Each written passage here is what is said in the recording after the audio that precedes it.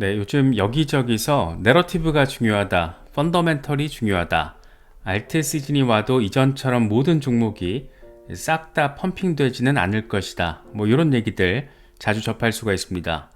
내러티브가 확실한 코인들이 선별적으로 상승하는 시장이 될 거라는 건데, 이건 사실 시장 체질 자체가 구조적으로 변화한다라는 것을 의미하는 거여서 우리 같은 개미 투자자들 머릿속을 더 복잡하게 만드는 그런 부분이기도 합니다. 결국 예전처럼 무지성 펌핑을 기다리는 전략이 통할 가능성은 더 낮아지고, 어떤 내러티브가 시장을 주도하고 있는지를 포착하는 능력이 더 중요해진다는 것을 의미합니다. 그래서 이번 영상에서는 실제 사용성이 있는 유틸리티에다가 여기에 수익으로 뒷받침되는 내러티브까지 함께 깔려있는 핵심 테마 4가지를 자세히 분석해 보도록 하겠습니다. 먼저 RWA, 실물자산 토큰화. 실물자산의 토큰화는 최근 가장 혁신적인 크립토 내러티브로 주목을 받고 있고, 이건 정말이지 52만 5,600번을 강조해도 될 것 같은 그런 아주 중요한 테마라고 할 수 있습니다. 실물자산 토큰화는 간단히 말해서 채권, 부동산, 펀드 같은 전통 자산을 블록체인 위에 올려서 누구나 조각 투자를 하고 누구나 거래할 수 있게 만드는 그런 흐름을 의미합니다. 예전에는 크립토가 현실과 동떨어진 일종의 가까운 미래 내지는 공상의 영역 같았다라면, 이제는 미국 국채나 부동산 조각을 내서 디지털 지갑에 담고 이자를 받는 그런 시대가 이미 열려버린 겁니다.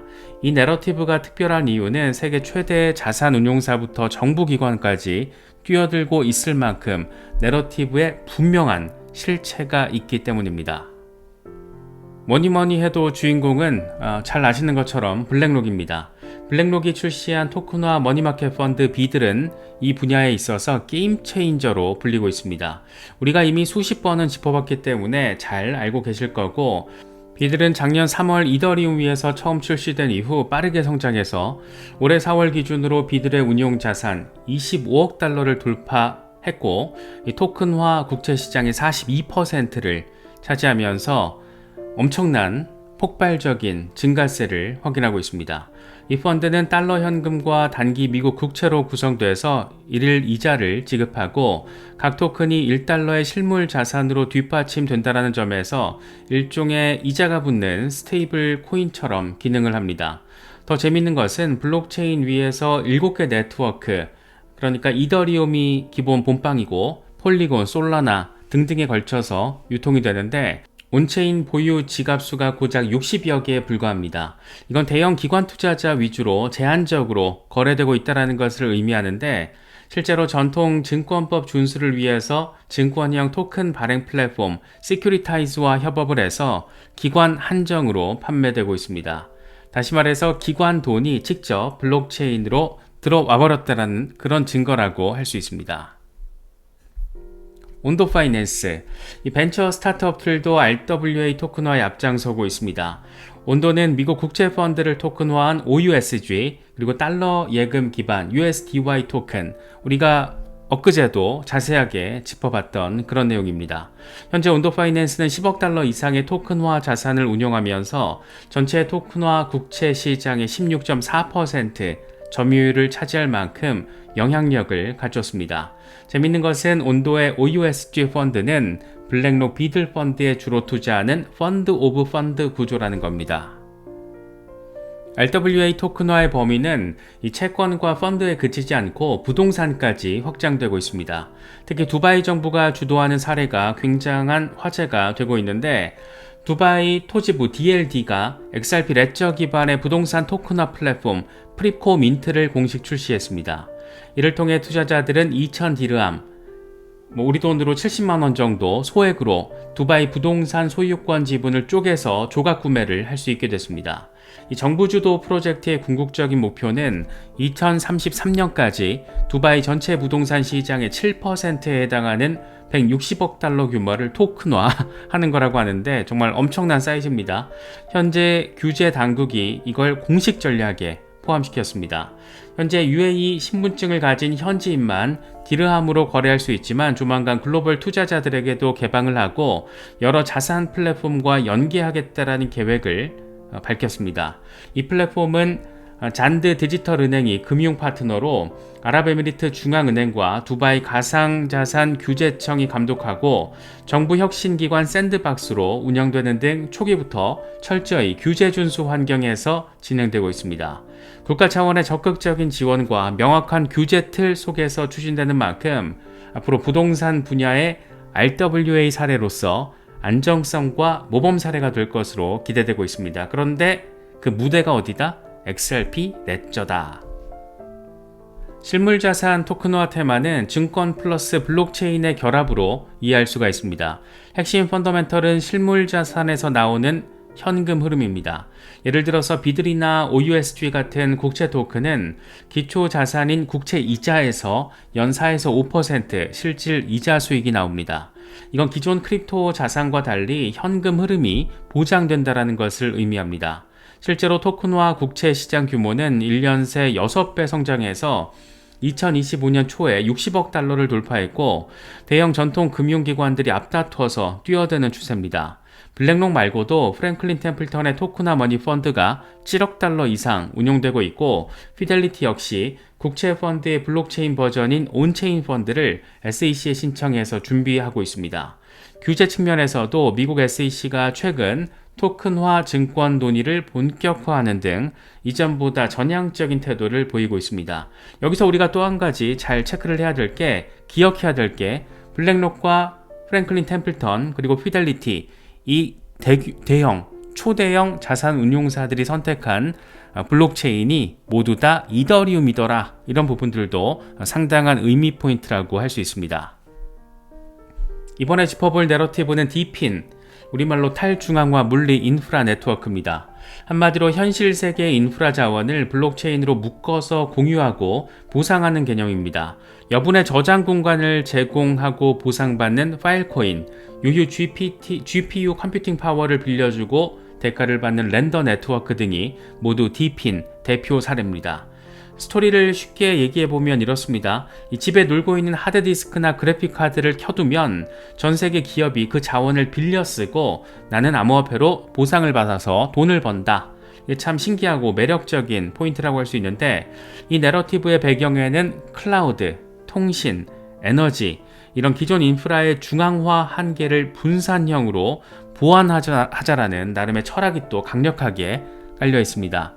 특히 최근 AI 붐으로 막대한 GPU 연산 수요가 생기면서 그리고 데이터 폭증으로 저장소 수요가 커지면서 DePIN은 더 현실적인 중요성을 얻고 있는 모습입니다. 먼저 렌더. 전 세계 어디든 놀고 있는 GPU가 있으면 렌더 토큰을 받고 3D 렌더링 작업을 처리한다. 할리우드 영화나 게임 그래픽 또는 AI 모델 학습에 필요한 고성능 GPU 연산 작업을 탈중앙화 네트워크로 제공하는 게 바로 렌더 네트워크의 목표입니다. 이 프로젝트의 토큰 렌더는 GPU 제공자와 사용자를 연결하는 지불 그리고 보상 수단으로 쓰입니다. 펀더멘털 지표를 보면 네트워크 사용량은 꾸준히 상승하고 있습니다. 2024년 1분기에만 249만 프레임의 그래픽 렌더링 작업이 처리돼서 전년 대비 17.7% 증가했고 같은 기간 아티스트들이 소비한 렌더 토큰 양은 60% 이상 증가했습니다. 재밌는 건 전체 작업 건수는 줄었는데도 작업당 처리량이 커져서 한 번에 대용량 고품질 렌더링을 맡기는 경우가 늘었다라는 분석도 나왔습니다. 네트워크의 GPU 공급 역량도 크게 확대돼서 2024년 초에 평균 가용 GPU 파워가 작년 대비 112% 상승했고 피크 때는 136% 증가한 처리 능력을 선보였습니다. 쉽게 말해서 노드로 참여하는 GPU들이 1년 새 2배 이상 늘고 더 강해졌다는 것을 의미합니다. 2024년 3월에는 한 달 동안 100만 프레임 이상을 처리했고 40만 렌더 이상의 작업 대금이 오간 그런 기록을 세우기도 했습니다.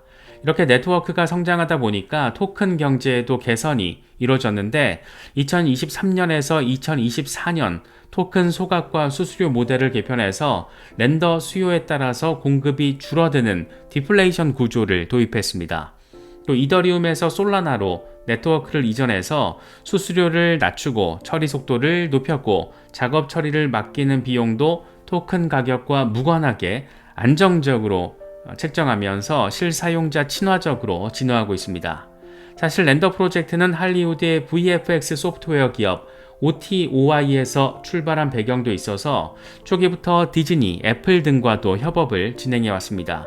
요약하면 렌더는 실제 GPU 연산 서비스를 제공하며 수익을 창출하는 몇 안 되는 크립토 프로젝트 중의 하나이고, 향후 AI 인프라의 핵심으로 성장할 가능성을 시장에서는 높게 평가하고 있는 그런 모습입니다. 지금 가격이 많이 빠지긴 했지만 사실 이 정도로 강력한 펀더멘털과 수익화 모델을 이미 구현했다라는 거, 이런 부분들이 상당히 인상 깊게 느껴집니다. 탈중앙화 스토리지, 저장 분야의 대표 주자는 당근빵 파일코인입니다. 슬로건 그대로 여분의 하드디스크 공간을 빌려주고 파일 토큰을 받는다 라는 아이디어입니다. 2017년 ICO로 화제를 모은 이후 2020년 메인넷 런칭, 그리고 지금까지 분산 클라우드 저장의 선두주자로 자리매김하고 있습니다. 현재 성과를 수치로 보면 이게 꽤 굉장히 확실해 보이는데, 2025년 기준 파일코인 네트워크에는 총 7.6 엑사바이트에 달하는 어마어마한 저장 용량이 제공되고 있고, 이 가운데 2.1 엑사바이트는 실제 데이터로 채워져서 사용되고 있습니다. 2.1 엑사바이트면 어떤 규모냐면 HD 영화 수백만 편을 저장할 수 있는 그런 용량입니다. 초기에는 네트워크에 쓸모없는 데이터를 저장하고 보상만 받는 경우도 많았지만, 점차 실제 활용되는 유용한 데이터의 비중을 높이는 쪽으로 방향을 잡은 것으로 전해지고 있습니다. 현재 약 1300 페타바이트 규모의 데이터가 박물관, 연구소, AI 데이터셋 등 고품질 데이터로서 파일코인에 장기 저장돼 있고, 이게 전체 용량의 30% 수준이라고 합니다. 파일코인 팀은 무작정 용량만 늘리기보다 스미소니언 박물관, MIT 등과 제휴해서 인류 문화, 학술 데이터 이런 걸 보존하는 등 의미 있는 사용자 확보에 주력하고 있습니다. 기술적으로도 2023년에 이 파일코인 버추어 머신 FVM을 도입해서 스마트 컨트랙트와 DApp이 구동하도록 진화했습니다. 그 결과 1년 남짓 만에 3,700개 이상의 스마트 컨트랙트가 파일코인 위에서 배포가 됐고, 현재 대략 6,300만 파일, 2억 7,300만 달러 규모가 네트워크에 락업될 정도로 디파이 생태계도 자라나고 있습니다. 파일코인은 여기서 멈추지 않고 스토리지 말고 인터넷 인프라 전반으로 범위를 넓히는 디핀 전략을 발표했습니다. 예를 들어서 탈중앙 CDN, 이 콘텐츠 전송망, 그리고 검증된 연구 데이터 저장 서비스, 또 심지어 우주 위성 데이터 저장, 이런 것까지 새로운 시장을 개척하고 있습니다. 또 Decentralized Storage Alliance를 결성해서 시게이트, AMD, EY 회계법인 같은 전통 기업들과 협업하며 기업 수요 개척에도 힘을 쓰고 있습니다. 이런 노력 덕분에 파일코인은 단순 코인 프로젝트를 넘어서 웹3 인프라 기업으로 거듭나고 있고, 웹2 기업들도 파일코인 네트워크를 자체 클라우드의 연장선으로 활용하는 사례가 늘고 있습니다. 디핀 테마의 가치는 현실 인프라의 공유 경제화에 있다라고도 표현할 수가 있습니다. 네트워크의 용량과 사용률이 곧 펀더멘털 지표가 되는 겁니다. 렌더의 경우 GPU 노드 수와 처리 작업량, 파일코인은 저장 용량과 실제 데이터 저장량이 핵심 지표입니다. 앞서 봤듯이 렌더는 월 수백만 건의 그래픽 작업을 처리하고 있고, 파일코인은 엑사바이트 단위의 데이터를 보관하며 탈중앙 클라우드 서비스로서 수익을 창출하고 있습니다. 특히 디핀 프로젝트들은 토큰 보상 이꼴 인프라 서비스 요금이라는 아주 명확한 수익 모델이 있습니다. 렌더 토큰은 렌더링 서비스 이용료이고, 파일 토큰은 저장 공간 임대료인 겁니다. 수익 창출원이 존재한다는 점에서 단순 토큰 시세에만 의존하는 여타 코인들과 차별화된다라고도 할 수 있습니다. 또 네트워크 효과도 중요한데, GPU 제공자, 스토리지 제공자가 많아질수록 이 서비스 가격이 내려가서 더 많은 수요를 끌어올 수가 있고, 그럴수록 다시 공급이 늘어나는 선순환이 가능합니다. 이런 이유로 암호화폐 리서치 기관 메사리는 2028년 디핀 시장 규모가 3조 5천억 달러까지 성장해서 5년 뒤에는 전 세계 통신 인프라 시장 규모를 추월할 수 있다라는 상당히 대담한 그런 전망도 내놓기도 했습니다. 마지막으로 짚어볼 내러티브는 AI, 그리고 데이터 인프라 분야입니다. 2023년 챗 GPT를 필두로 불어닥친 AI 열풍은 크립토 세계에도 큰 영향을 줬습니다. 너도 나도 AI 코인을 표방하며 가격이 뛰었지만 그중 대부분은 그럴듯한 이름만 빌린 채 실제 성과는 없었습니다. 이번에 주목할 건 그 중에서도 진짜로 뭔가 만들고 있는 두 가지 종류입니다. 바로 탈중앙화 AI 얼라이언스 ASI와 잘 알고 계실 체인링크입니다. AI 분야의 빅테크 독점을 흔드는 블록체인 연합, 이게 ASI고 체인링크는 분산된 데이터와 자산을 서로 연결해주는 인프라 이야기입니다. 지난해 크립토 업계에 아주 흥미로운 실험이 진행됐습니다. 바로 패치와 싱귤래리티 그리고 오션 프로토콜, 이 세 가지 유명 프로젝트가 힘을 합쳐서 인공지능 연합을 만들기로 한 건데 2024년 7월부터 이들 세 프로젝트는 자기들 토큰을 하나로 합치기 시작했습니다. 구체적으로는 싱귤래리티와 오션 프로토콜 토큰을 패치로 1차 통합하고 이어서 패치 토큰 이름을 ASI 토큰으로 변경하는 통합 작업을 진행했습니다. 이렇게 서로 다른 독립 프로젝트들이 토큰까지 완전히 합쳐서 단일 생태계를 이루는 것은 전례가 없는 그런 시도입니다. 그만큼 나름의 절박함과 또 의지가 담겨 있다라고도 바라볼 수가 있는데 이런 결정을 한 이유는 뭘까? 이들의 공동 목표는 AI 개발과 활용에 있어서 빅테크 독점을 깨고 탈중앙화하자라는 겁니다. 구글이나 오픈AI 같은 소수 기업이 AI 모델과 데이터를 독식하는 구조에 도전을 해서 분산된 AI 인프라를 구축하겠다라는 비전입니다. 패치는 분산 AI 에이전트 플랫폼을, 싱귤래리티는 AI 알고리즘 마켓플레이스를, 오션 프로토콜은 데이터 공유와 거래를 담당해 왔는데 이 퍼즐을 합쳐서 원스톱 AI 생태계로 키우겠다라는 그런 전략입니다. 당시 합친다고 했을 때 시장 반응은 나름 호의적이었습니다.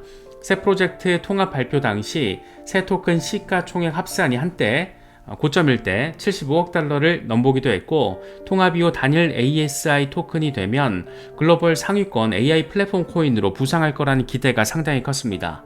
물론 기술적으로 넘어야 될 산도 많이 있고 각 블록체인의 통합, 거버넌스 조율, 그리고 무엇보다 눈에 보이는 성과를 내야 하는 그런 부담입니다. 하지만 펀더멘털 측면에서 보면 이미 주목할 만한 움직임들이 나오고 있는데 예를 들어서 패치는 독일 보시와 합작으로 분산형 AI 재단을 설립해서 산업용 AI 적용을 연구하고 있고 싱귤래리티는 유럽 정부 기관들과 의료 AI, 로봇 프로젝트 등을 진행한 이력이 있습니다. 오션 프로토콜 역시 자동차 기업 다임러와 데이터 마켓 파일럿을 진행하는 등 웹2 기업과 협업해 오기도 했습니다. 이런 경험치들이 통합 이후 공유되고 쿠도스 같은 분산 클라우드 프로젝트까지 합류하면서 풀스택 AI 인프라가 갖춰졌다, 이런 평가도 받고 있습니다. 아직 초기 단계지만 구체적 로드맵과 기술력을 겸비한 연합체라는 점에서 유의미한 테마라고 할 수 있습니다. 크로스체인 데이터 인프라 체인링크 CCIP, AI만큼이나 중요한 데이터 인프라 내러티브입니다. CCIP, 크로스체인 인터오퍼러빌리티 프로토콜의 약자로 쉽게 말해서 여러 블록체인을 연결해주는 인터넷의 TCP/IP 같은 표준 프로토콜입니다. 블록체인별로 단절된 생태계를 서로 호환시키는 그런 기술입니다. 이게 왜 펀더멘털 내러티브냐 하면 이제 제도권 대형 기관들까지 이 기술을 활용하기 시작했기 때문입니다. 가장 대표적인 예는 우리가 여러 번 짚어봤지만 이 스위프트와의 협업입니다. 국제금융통신망 스위프트는 전 세계 은행을 연결하고 있는데 2023년 체인링크와 함께 블록체인상 토큰화 자산을 은행 사이에서 주고받는 실험을 성공시켜버렸습니다. 여기에 시티은행, BNP 파리바, BNY 멜론, ANZ은행, 유로클리어 이런 글로벌 메이저 금융기관 12곳이 참여했는데 기존 스위프트망에 체인링크 CCIP를 연결하니까 은행들이 일일이 각 블록체인에 접속할 필요 없이 한 번에 단방에 여러 네트워크의 자산을 이동할 수 있었던 겁니다. 예컨대 이더리움, 솔라나, 체인링크 프라이빗 체인 등을 스위프트 표준 인터페이스 하나로 싹 다 제어하는 방식입니다. 이 실험에서 CCIP는 스위프트와 블록체인 사이의 안전한 추상화 계층 역할을 수행해서 메시지 오류나 해킹 없이 토큰 이동 명령을 정확히 전달하는 성능을 확인했습니다. 이 정도면 전통 금융권에서 합격점을 받았다라고 볼 수 있는데, 실제로 스위프트는 2024년 이 결과를 토대로 2025년부터 일부 은행들이 자체 토큰화 자산을 CCIP를 통해서 시범 운영하도록 할 계획을 발표하기도 했습니다. 가령 은행 간 채권 결제에 블록체인을 활용한다든지 중앙은행 CBDC를 국제 송금하는 데 CCIP를 사용하는 식의 파일럿이 전개될 것으로 기대해 볼 수 있을 것 같습니다. 물론 기술적 안정성도 입증되고 있습니다. 2023년에서 2024년 발생한 수십 건의 크로스체인 브릿지 해킹 사건들 가운데 CCIP를 적용한 곳에서는 단 한 건의 보안 사고가 없었다라는 평도 나왔습니다. 또 체인링크는 CCIP 프라이버시 트랜잭션 기능을 새롭게 출시해서 기업 간 기밀 데이터나 거래를 퍼블릭 블록체인 위에서 암호화시켜서 주고받는 것도 가능하게 만들고 있습니다. 쉽게 말해서 인터넷 초창기 기업 전용망 VPN과 비슷한 역할을 블록체인 위에서 지금 하게 해주고 있다라고도 표현할 수 있을 것 같습니다. AESI든 체인링크 CCIP든 본질적으로 이 차세대 인터넷 인프라에 해당하는 테마로 바라볼 수가 있습니다. 펀더멘털을 평가할 때 기술 채택 속도와 데이터의 효과를 잘 바라보면 좋을 것 같은데, ASI의 경우에는 얼마나 많은 AI 개발자와 회사들이 이 탈중앙화 AI 플랫폼에 참여하느냐가 앞으로의 관건이 될 겁니다. 현재는 새 프로젝트 통합 초기 단계지만 앞으로 AI 모델 마켓, 데이터 마켓, AI 에이전트 서비스가 유기적으로 연결돼서 실제 사용 사례들이 늘어나는지가 중요할 겁니다.